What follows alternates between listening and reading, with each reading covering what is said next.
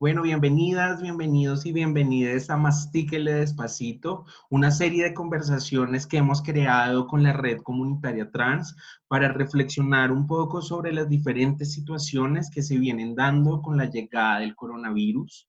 Hoy queremos invitarles a utilizar el hashtag Estado Responda porque nos queremos centrar en la ausencia de un plan de contingencia incluyente que involucre a trabajadoras sexuales, usuarios de droga, personas privadas de la libertad, eh, en esta pandemia y en esta crisis que estamos viviendo. Queremos entrar esta conversación hoy con nuestra invitada en eso que debe hacer el Estado y no lo está haciendo. Por eso les invitamos a movilizarnos en redes sociales pidiéndole al Estado que haga su trabajo. Creo que en conclusión sería esa.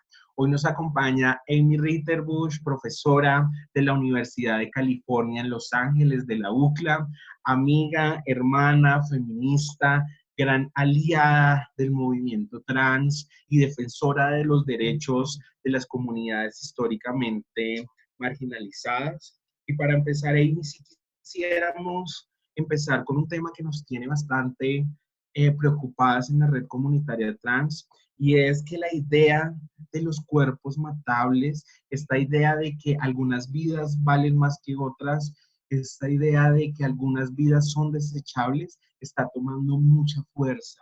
Y está tomando mucha fuerza no solo en Colombia, sino en el mundo entero. Entonces, si quisiéramos como preguntarte, ¿tú qué entiendes por esta idea de cuerpos matables en el contexto de la situación de trabajadoras sexuales, habitantes de calle, usuarios de droga y personas privadas de la libertad? Que ayer ocurrió una tragedia en las cárceles de Colombia por las personas privadas de la libertad exigir sus derechos, exigir una vida digna en las cárceles. Entonces, sí quisiéramos empezar con eso, Amy. ¿Tú qué entiendes por esta idea tan peligrosa de los cuerpos matables? Una conversación súper importante. Muchas gracias, Juli, y a la Red Comunitaria Trans por esta invitación. Les admiro mucho y siempre es un privilegio estar acá compartiendo con ustedes. Frente a cuerpos matables, pienso que en este momento el coronavirus podemos igualar esta crisis a la limpieza social, especialmente para las comunidades más marginalizadas, para las comunidades que no tienen las mismas protecciones, privilegios y recursos que los demás. Podemos ver, digamos, y eso no es nuevo, el coronavirus es una nueva herramienta de la limpieza social. Y lo que quisiéramos argumentar en este momento es, digamos, poniendo en un contexto histórico, hace décadas existe la limpieza social, ¿cierto? En Latinoamérica, en otras partes del mundo, hay personas que toman la decisión sobre cuáles vidas valen y cuáles no, ¿sí? Algunas autoridades estatales y no estatales se han armado para acabar con estas vidas que son priorizadas como vidas desechables, entre comillas, ¿no? Y ese término en Colombia, el término de desechable, que digamos en los últimos 20 años se ha vuelto como no políticamente correcto decir esa palabra. Igual eso sigue existiendo, la realidad de cuáles vidas se pueden desechar y cuáles no. Y creo que eso, como cuerpos matables, para mí resuena como limpieza social, que realmente la ausencia del Estado y el no actuar del Estado en ese momento va a costar muchas vidas y las vidas más marginalizadas.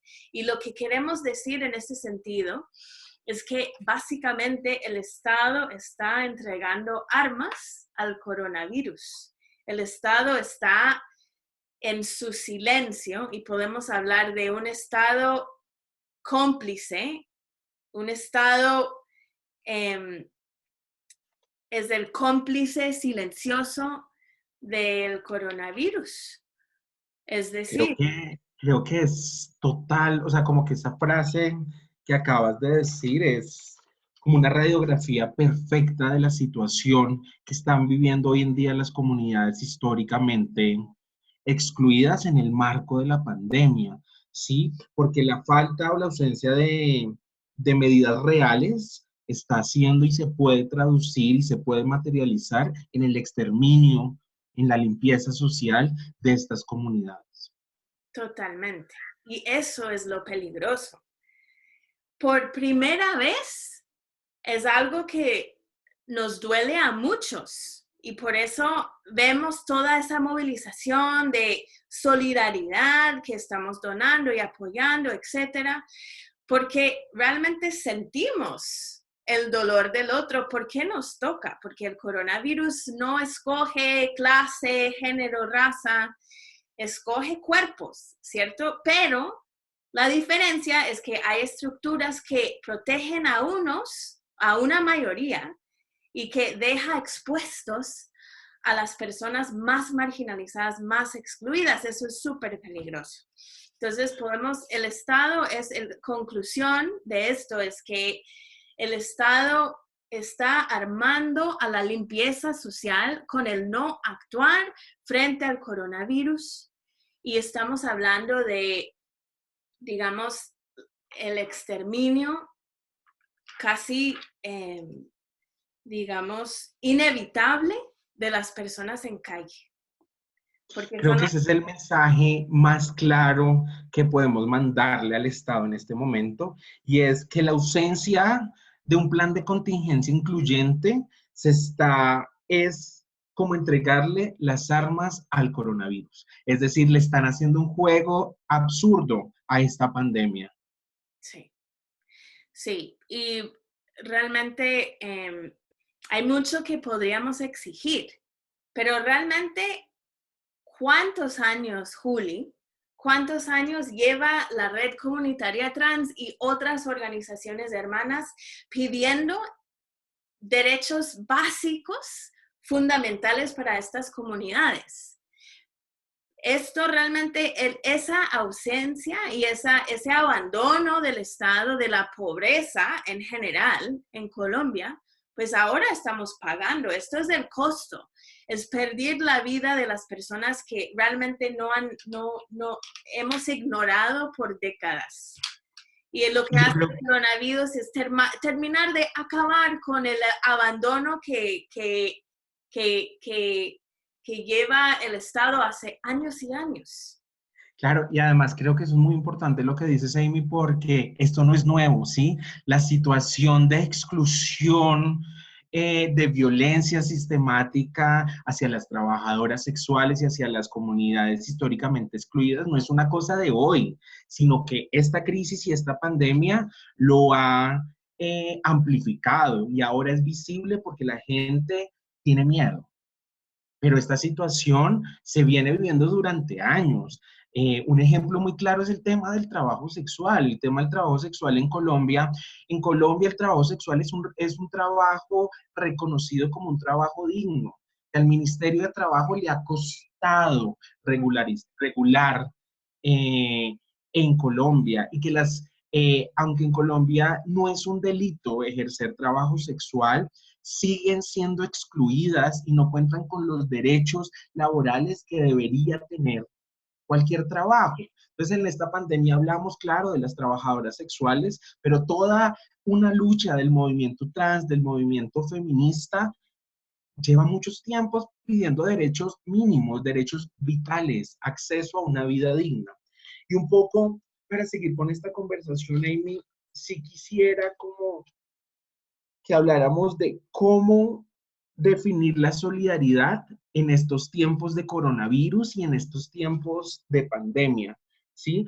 Como quisiera invitarte a que problematizáramos un poco la solidaridad, porque juega como dos caminos, ¿no? Es como por un lado, el Estado no está cumpliendo su tarea, las organizaciones de base comunitaria están haciendo con las uñas el trabajo de del Estado, pero un poco sí es, sí, como no sé, esta solidaridad, porque solo en momentos de crisis, Sí. ¿sí? Porque hasta ahora hablamos de trabajadoras sexuales y las vemos no como objetos, no como identidades que podemos meter en el Santa Fe y desechar en lugares donde nadie las vea, ¿sí? Como quiero que hablemos un poco de cómo definir la solidaridad. Sí. Pues creo que lo que se ha movilizado en estos días del coronavirus, que nos toca a todos y todas, ¿cierto?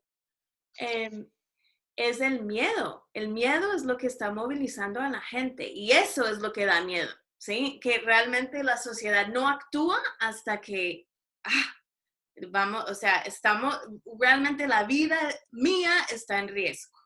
Y eso es lo que creo que sí es un poco grave, es muy diciente de nuestras sociedades que hasta el momento que todos estamos en crisis es que nos actuamos en solidaridad con ciertos movimientos.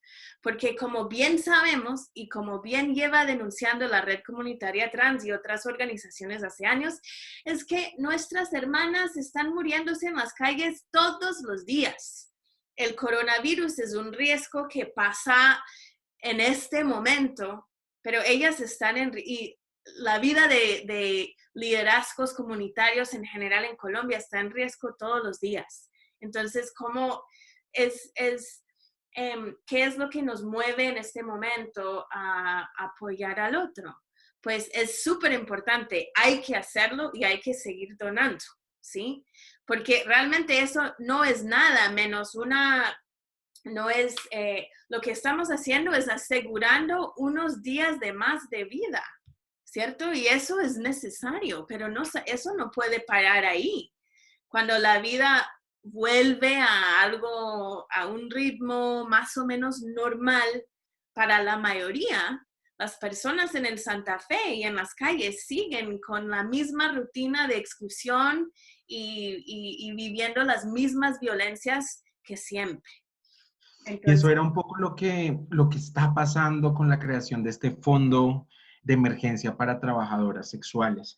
Un poco la preocupación de nosotras era que no le podemos quitar la responsabilidad al Estado, porque en medio de esta crisis y en medio de esta pandemia se ha demostrado que él es el único en la obligación y en la capacidad de responder ante esta pandemia, que de las donaciones privadas, de las donaciones de miles de personas que han sentido empatía por esta causa, no podemos depender. Es decir, hoy la red comunitaria trans se está movilizando para que 150 mujeres transgénero trabajadoras sexuales en el barrio Santa Fe puedan pasar su cuarentena por 20 días que se decretó en Colombia en la tranquilidad de su habitación, sin que sin que tengan que salir de su habitación a exponerse y en condiciones dignas. Pero no es suficiente. Algo que quiero que quede claro es, por favor, claro, sigan donando.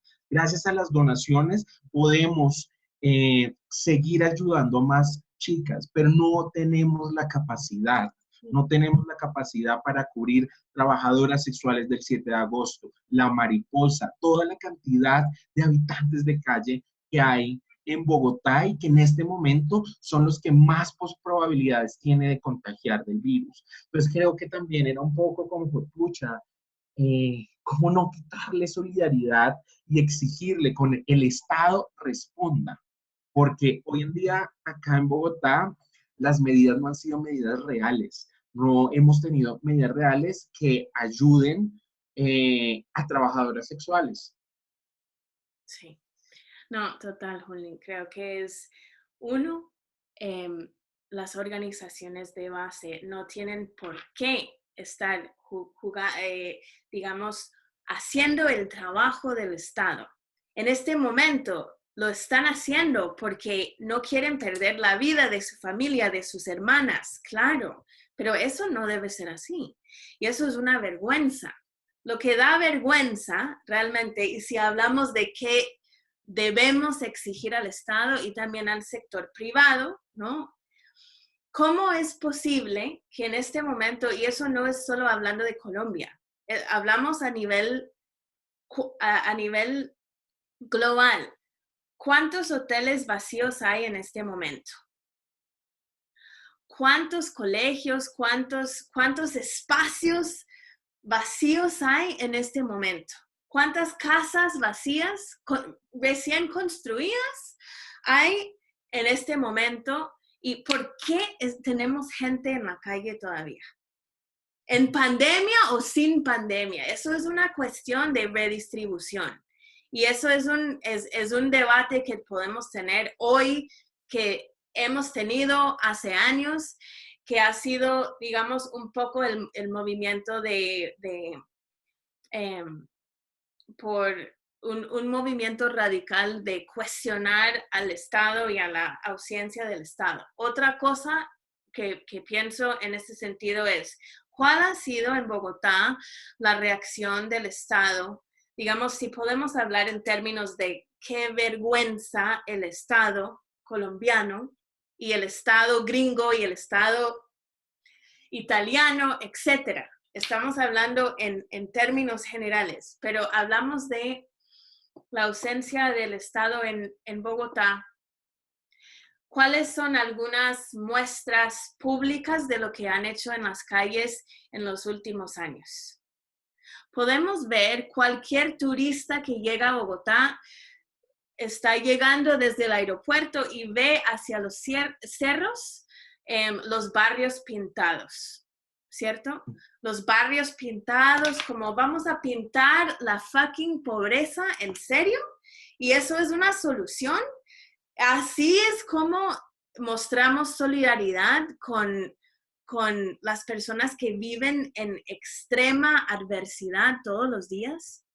Eso realmente no, eso es la vergüenza y la falta del Estado en ese momento. Necesitamos respuestas reales ya, en ese momento, urgente. En poquitas palabras, Amy, para ti, qué sería ser solidario en este momento de pandemia y qué no es ser solidario? En poquitas palabras, como concretica. Ok. Pero hablando de quién, Juli, porque también pienso que eso es la pregunta. Si estamos hablando del Estado, ¿qué es la responsabilidad del Estado?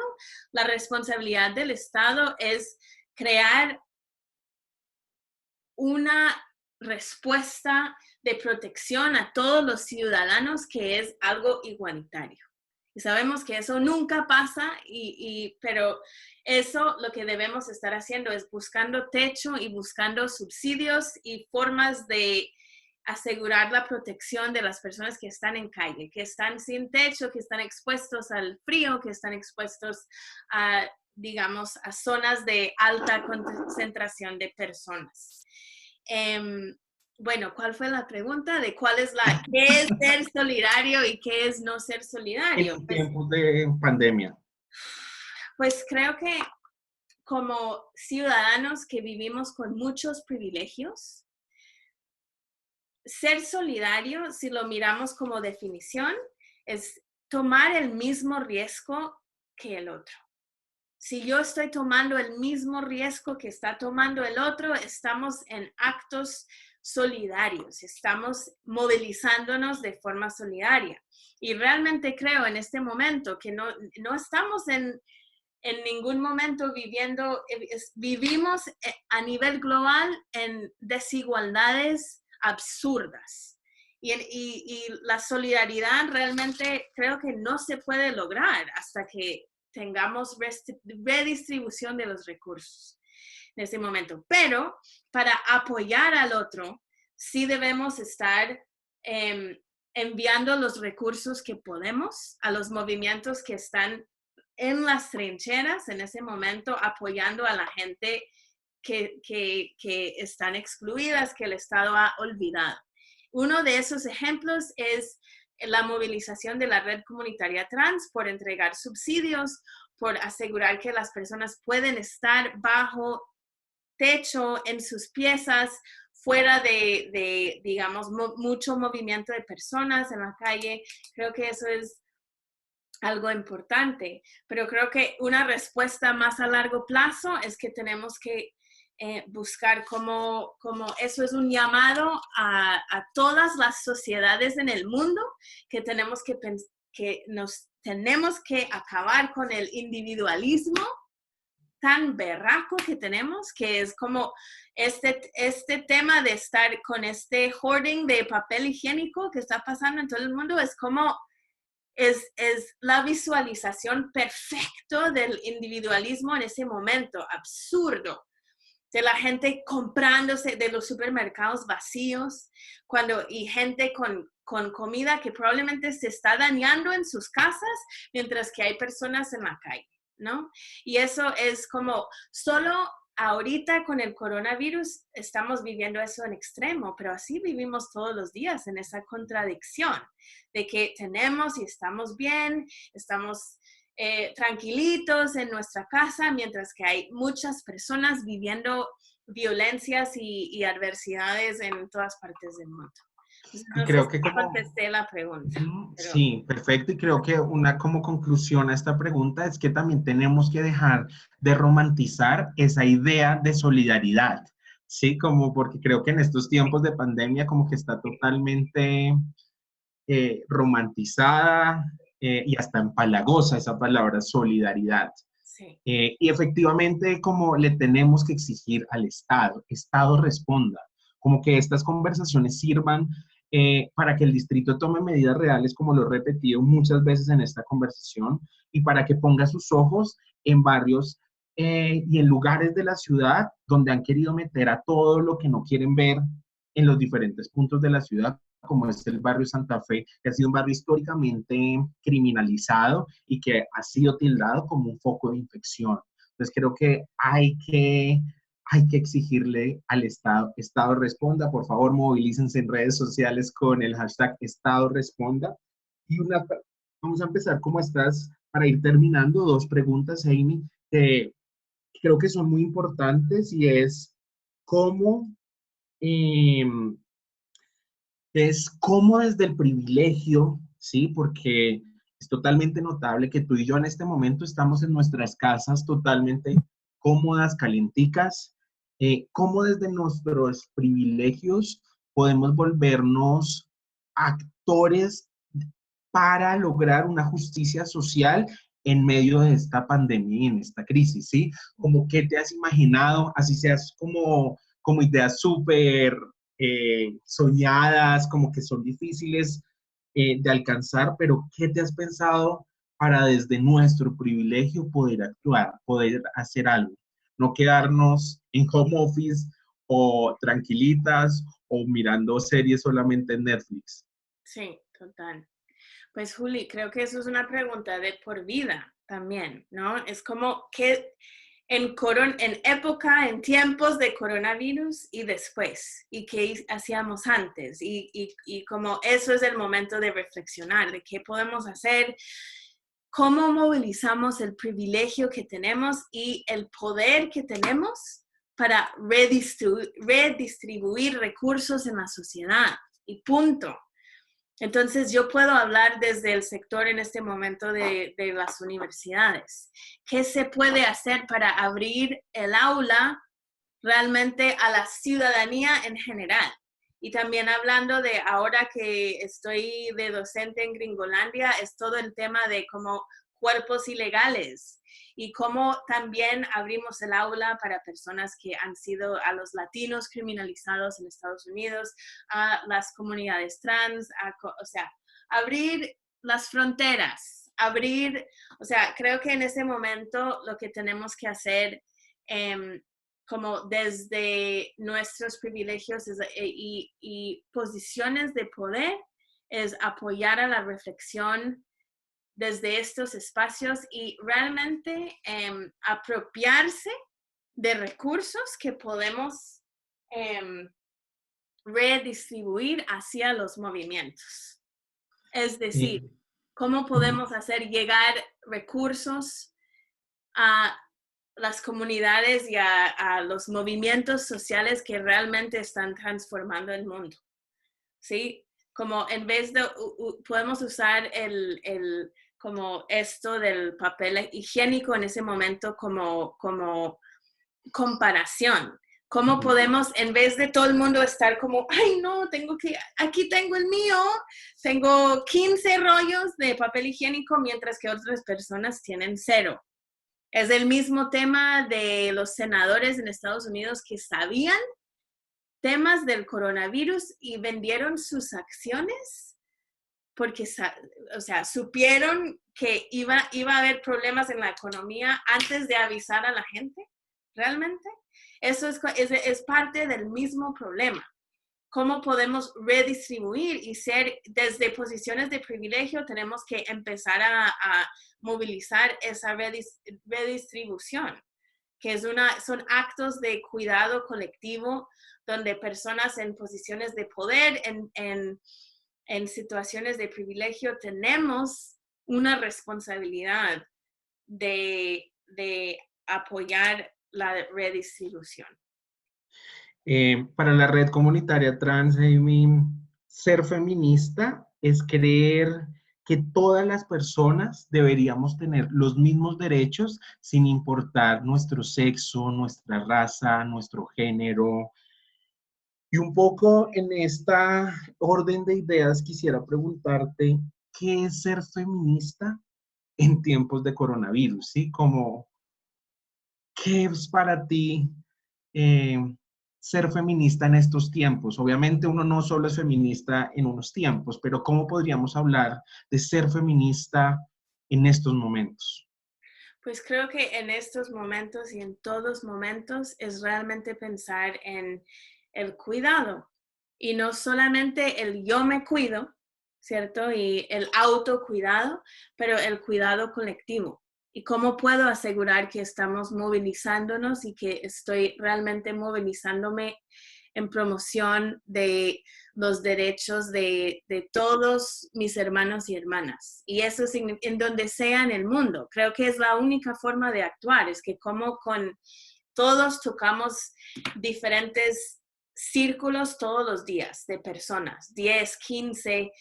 En mi caso tengo aulas de 130 estudiantes. En los casos de cada persona tiene como la forma de llegar a otras personas. Y si podemos ayudar a multiplicar ese mensaje, que el cuidado es colectivo y tenemos que salir de ese individualismo. Y eso para mí es ser feminista. Y las exclusiones de las personas trans del movimiento feminista no es feminismo, como nos enseña la red comunitaria trans, ¿no? Y como nos enseña el transfeminismo. Que eso, o sea, si estamos excluyendo al otro, eso no es feminismo. Si sea que algunas corrientes del feminismo quieren llamarlo de esa forma. Entonces creo que es movilizarnos en el cuidado colectivo, es el amor que esparcimos entre nuestros barrios, en la casa, en todas nuestras redes. Y en este momento que nos toca como movilizaciones en redes, las personas que tienen acceso al internet y a diferentes equipos, pues usar estos espacios para enviar mensajes, para comunicar mensajes importantes, urgentes, especial al Estado.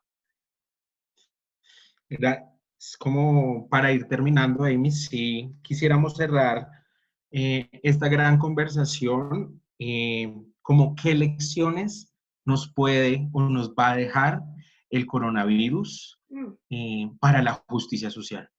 Sí. Creo que aún estoy como aprendiendo a vivir y entender estos tiempos, pero lo que he visto es que realmente las fronteras no existen, y eso lo digo como eso no es que el coronavirus pasa o haga una fila de inmigración, ¿no? El coronavirus sale y eso de alguna forma nos conecta en todo el mundo. Hay como un sentimiento de que, pucha, estamos en un momento compartido global que tiene pocas antecedentes, ¿no? Es interesante aprender de eso y aprender de qué significa el cuidado colectivo en un momento de estos. en un momento donde estamos viviendo esto en todas partes del mundo y donde además las personas en las calles en todas partes del mundo están en alto riesgo. No es solo en Colombia, no es solo en Los Ángeles, donde hay también miles de personas en habitabilidad en calle y hay crisis y hay movilización frente a eso de las organizaciones de base. ¿Cómo podemos aprender y movilizarnos entre esos movimientos radicales que están en diferentes partes del mundo? ¿Qué significa la movilización colectiva en estos tiempos? Creo que estamos aprendiendo de eso, cómo nos apoyamos, creo que también estamos en reflexión de cuáles son, digamos, las personas que están ¿cómo se diría front lines, Juli? Como en la trinchera, pues como en una batalla, las personas que están al frente. Primera línea. Primera línea. Son, digamos, los profesionales de la salud. Ellos sí están realmente en movilización solidaria, pero que están tomando el mismo riesgo del paciente, ¿sí? Porque están tomando el riesgo de contagiarse del coronavirus. Pero esos profesionales no están, digamos, los banqueros y las personas en diferentes industrias siguen ganando más que estas personas, ¿no? Y es como una reflexión muy interesante de cuáles son las prioridades en nuestras sociedades. Como en este momento, ¿quiénes están movilizándose para asegurar que no perdemos más vidas? Son las organizaciones de base, los líderes sociales, y porque les toca los profesionales de salud, porque es su oficio, ¿no? Y es su trabajo, lo tienen que hacer. Pero... Bueno, Amy, muchísimas gracias por acompañarnos hoy en esta primer cápsula de Mastíquelo Despacito. Creo que esto más que respuestas nos va a generar reflexionar en nuestras casas de qué es todo lo que estamos viviendo y qué está pasando con el coronavirus y que ya hemos vivido antes de la llegada del coronavirus. Y para terminar, yo sí quiero hacer una actualización de lo que está pasando con el Fondo de Emergencia de Trabajadoras Sexuales, como no sin antes agradecer a las miles de personas que han donado a este fondo. Con este fondo lo que vamos a lograr es que 150 o más mujeres trans logren quedarse por 20 días en sus habitaciones sin salir a exponerse y cuidándose del coronavirus en condiciones dignas. Estamos pagando sus habitaciones por 20 días. La habitación en el barrio Santa Fe es de 17,500 pesos más o menos, los cuales nosotras estamos entregando los subsidios. Entonces, sí es agradecer, no paren de donar, por favor, entre más donemos, más mujeres trans se van a ver beneficiadas. Hemos logrado cubrir 150 mujeres trans en este momento. Queremos seguir ayudando. Logramos generar una donación de 1.200.000 para las trabajadoras cisgénero del barrio 7 de agosto y de la Plaza La Mariposa. Así que, como decían, todo el equipo de la red comunitaria trans que se ha movilizado con las uñas y de manera totalmente de corazón, de esta salimos juntas. De esta creo que no importa si eres trans, no trans, cis, no cis, creo que es un tema que nos está tocando a todas y este fondo de emergencia busca eso. Entonces, sigan donando, tendremos más capítulos, más conversaciones como estas. Muchas gracias, Amy. Te abrazo desde la distancia, sabes que te amo. Gracias por estar siempre para la red comunitaria trans. Muchísimas gracias por este espacio. Bueno, y vayan por favor a Twitter a seguirnos en todas las redes con el hashtag Estado Responda. Es muy importante, se dieron cuenta, es una conversación relajada, sin libretos, con varios errorcitos, pero pues nos volvemos a ver. Besitos.